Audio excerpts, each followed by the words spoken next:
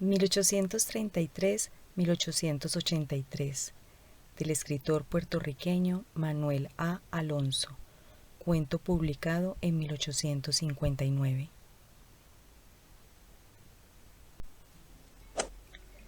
1833-1883. ¿Perdemos o ganamos? Cuando hago la pregunta y comparo las dos fechas que encabezan este escrito, acuden a mi mente infinitos recuerdos de hechos que he presenciado en el espacio de 50 años. Y vengo a dar en la sempiterna cuestión que bajo distinta forma está planteándose desde tiempo inmemorial y que con relación a Puerto Rico se reduce a averiguar si el progreso realizado entre nosotros nos ha hecho más dichosos o si con él y por su causa somos más infelices. Es achaque de viejos, y yo lo soy por mi desgracia, el empeñarse en sostener que en los tiempos de su pasada juventud todo era mejor y más bello. ¿No ha oído el lector más de una vez y entre personas de edad diálogos parecidos al siguiente? En él toman parte una señora que hoy es abuela, pero en el año 42 era una de las señoritas que por su belleza, su juventud y su finura llamaban más la atención y cautivaban a los elegantes, como entonces se nombraba a los jóvenes en estado de merecer, que ahora llamamos pollos, entre los cuales, como uno de los más apuestos, figuraba su interlocutor, el hoy solterón incorregible, don Dámaso Arizmendi y Cerro Gordo. Estamos en junio, amigo don Damas. ¿Qué me dice usted de las fiestas de San Juan? ¿Qué de decir, señora doña Juanita? ¿Acaso las hay ahora? La inauguración de la estatua de Ponce de León, 2 bailes y algunas otras simplezas por el estilo, ¿pueden compararse con las fiestas que se celebraban antes? Es verdad, amigo mío, qué tiempos aquellos. ¿Recuerda usted cuánto nos divertíamos? Ya lo creo. Recuerdo perfectamente aquel San Juan en que corrió usted acompañada de mi amigo Nicolás. Pobre Nicolás. Entonces empezaron nuestras relaciones, que fuimos estrechando hasta terminarlas casándonos 6 meses después. Sí, señora, y en el mismo año pasamos 7 días en Toa Baja, bailando sin cesar durante la noche y jugando gallos por el día. ¿Recuerda usted sus riñas con Nicolás? Porque él era muy celoso y usted muy linda. Mire usted que han pasado 40 años. Mi corazón es siempre joven. ¿Y su cabeza? Vamos, Juanita, hablemos de otra cosa. Otras veces es un anciano quien pretende hacer creer a un joven que cuando ello era, todo marchaba de un modo admirable. El bienestar, el orden, la armonía y la abundancia reinaban en absoluto. Las mujeres eran más hermosas y recatadas, los hombres más honrados y galantes. Nada tiene esto de extraño. Las personas de edad han pensado y pensarán siempre del mismo modo, porque sucede con los recuerdos de la juventud lo mismo que con los buenos cuadros. Son mejores y más agradables cuanto mayor es su antigüedad. Por eso se ha dicho con sobrada razón que el hombre se alimenta en la primera mitad de su vida de esperanzas, en la segunda mitad de recuerdos, y sería muy cruel, dado que pudiéramos hacerlo, el destruir aquellas en los jóvenes y borrar estos en los viejos. Lo que sí causa sorpresa y debe ser combatido es el afán de algunos jóvenes que se hacen defensores del pasado que no conocieron y censores implacables del presente que no han tenido tiempo ni voluntad de estudiar, y todavía es mucho más censurable el proceder de los que sin ser jóvenes observan la misma conducta, atendiendo más que a la verdad, a miras de bastardos intereses personales. Para estos quisiera yo tener el poder de impedirles el uso de todo aquello que no teníamos en el año 33. Por ejemplo, si desde la capital quisieran ir a Ponce, les haría pasar en tiempo de lluvias por el antiguo camino de Caguas, Calley, Aybonito y Coamo, sin permitirles ir por la carretera que hoy une a las del norte con las del sur de la isla, menos el espacio que media entre el segundo y el tercero de los pueblos citados, y que con toda comodidad puede recorrerse en coche. Si prefieren ir por mar, les obligaría a embarcarse en una pequeña goleta de cabotaje, en vez de hacerlo en uno de los buenos buques de vapor de las 7 líneas nacionales o extranjeras que constantemente recorren nuestros puertos. Cuando quisieran apagar la sed que produce el calor de la capital, y lo mismo en Mayagüez, Ponce y otros puntos, les diría: nada de bebidas frescas y mucho menos heladas, y les recordaría que en el año 39, con motivo de las fiestas que se celebraron por el Convenio de Vergara, recibimos en la Marina y acompañamos con música unos bultos que contenían hielo, por primera vez introducidos en la isla, y cuyo uso no se generalizó hasta algún tiempo después. Bien sé que pudiera arguírseme que estos y otros muchos ejemplos que puedo presentar solo prueban que hemos mejorado en cuanto al bienestar material, pero que en lo moral, en lo intelectual y en todo lo demás, lejos de ganar, hemos perdido. La abolición de la esclavitud llevada a cabo hace solo 10 años es suficiente para probar que en moralidad hemos ganado y no poco. Aquellos seres desgraciados que se vendían públicamente en los almacenes de la Marina de esta capital y en otros puntos de la isla llevaban al seno de las familias la corrupción más degradante. La prostitución, el concubinato y el envilecimiento del trabajo eran los frutos mediados de aquella iniquidad que, para honra de España, abolieron las Cortes con aplauso de todo el mundo civilizado. Mucho de lo que se lee y escribe acerca de las costumbres patriarcales de aquellos tiempos es falso. Entonces hubo piratas que murieron en el cadalso, compañías de ladrones que robaban en cuadrilla, partidas que llevaban el nombre de algunas familias enemigas irreconciliables entre sí y cuyos individuos no se encontraban con sus contrarios sin que riñeran en grupo o en particular. Y al que ponga en duda lo que afirmo, le aconsejo que lea las memorias de don Pedro Tomás de Córdoba, en lo que se refiere al primer tercio de este siglo, o le diré que he asistido como médico en su última enfermedad a uno de los compañeros del célebre Vivian y a otro de los más terribles partidarios de una banda que cometió todo género de fechorías. ¿Necesitaré esforzarme para probar que hemos ganado también en la parte intelectual?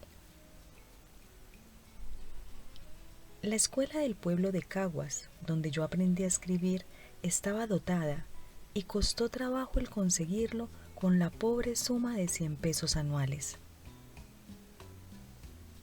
En cuanto al arte tipográfico, puede formarse una idea por las memorias del señor Córdoba que acabo de citar y por las colecciones de periódicos que existen en la biblioteca del ayuntamiento de esta capital y que se publicaron en los años de 1814 y de 1820.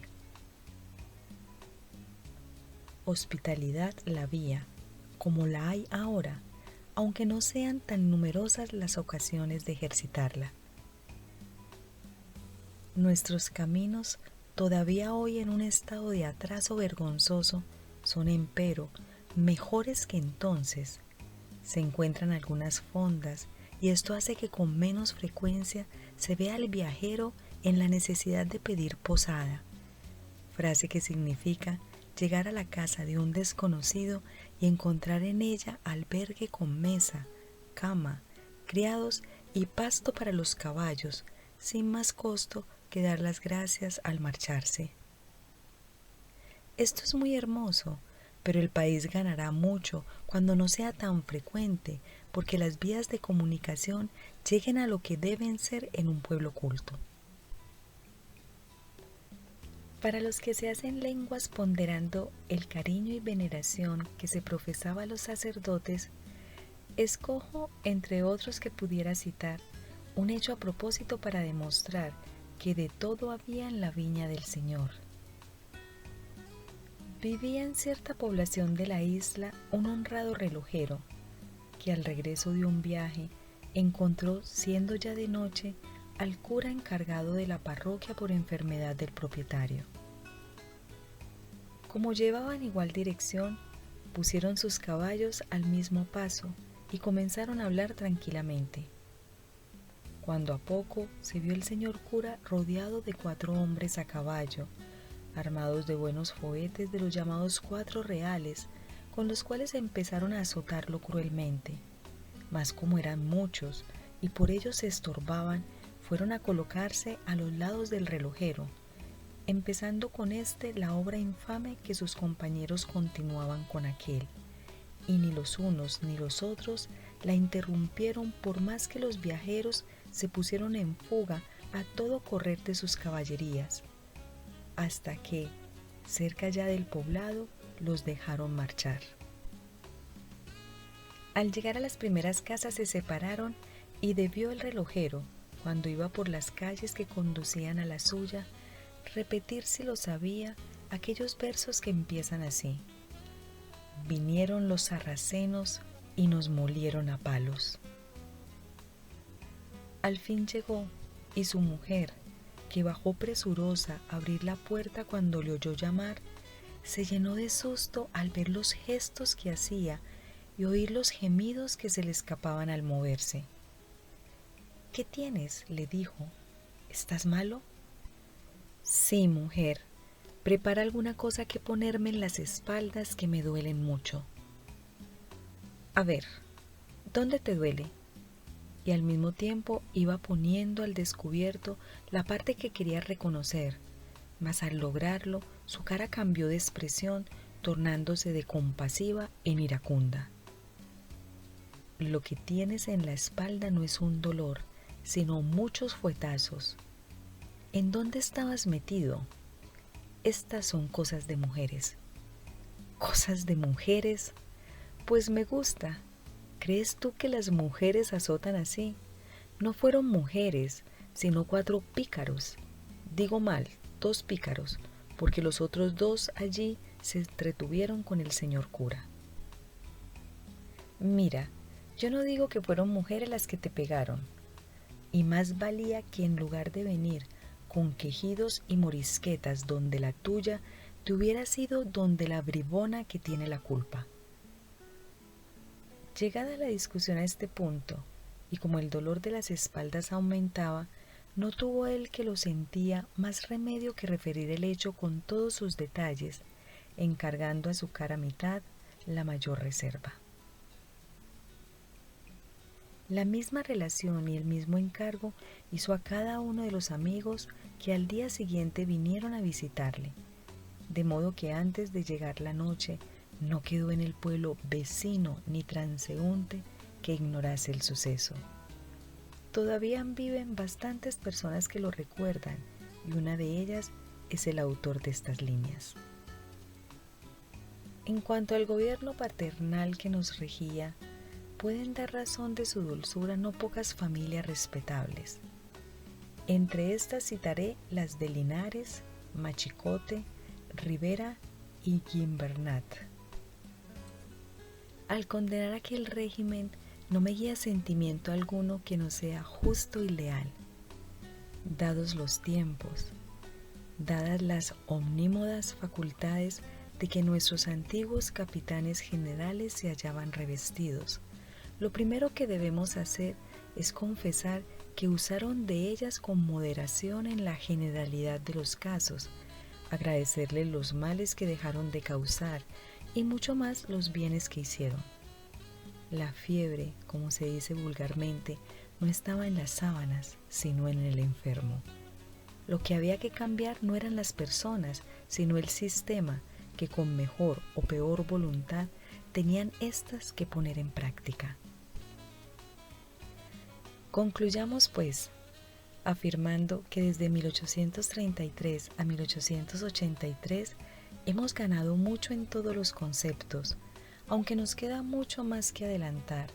Debemos reconocerlo así, porque es justo y honroso para la isla y para la nación a la que pertenecemos, y que sería un cargo muy grave y vergonzoso a la par que gratuito, el sostener que ni los puertorriqueños ni los gobiernos de la nación habían sabido hacer otra cosa en 50 años que llevar a la isla por la senda del atraso y de la inmoralidad. Esto no es verdad, y por tanto lo negamos. Fin.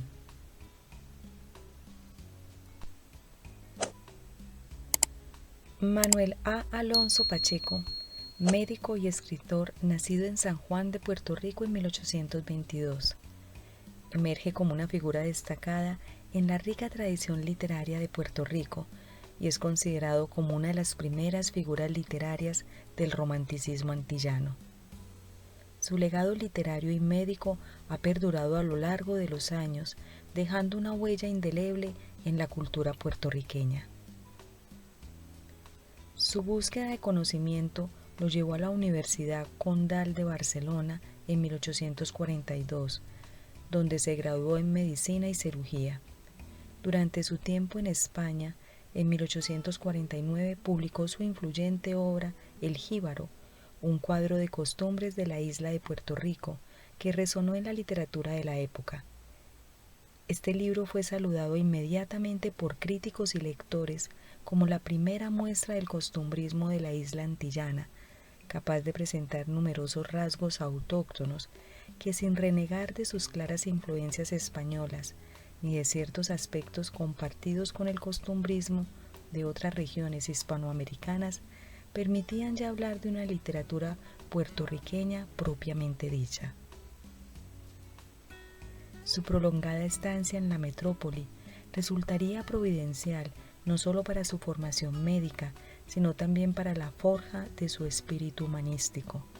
En efecto, el escritor comparó la agitada vida política que había conocido en España con la situación colonial de Puerto Rico, y de este análisis extrajo la conclusión, presente a lo largo de toda su obra, de que en el territorio insular era imprescindible una reforma político-administrativa precursora de la emancipación respecto a la metrópoli.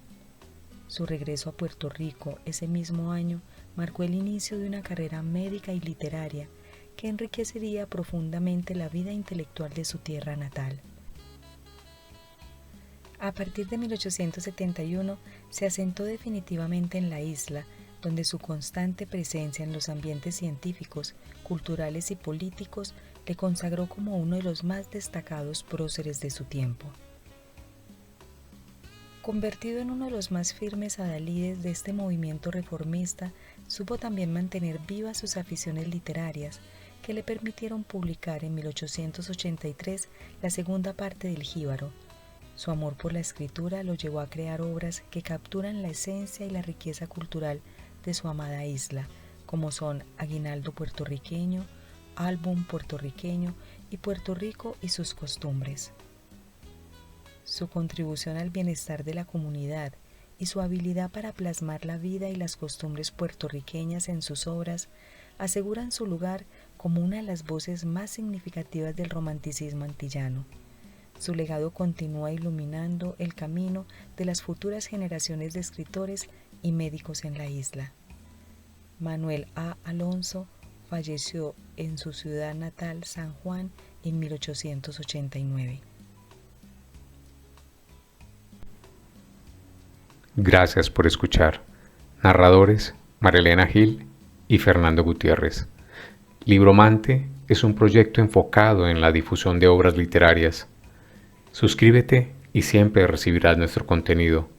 Deja un like y esto nos ayuda a llegar a más personas. Muchas gracias.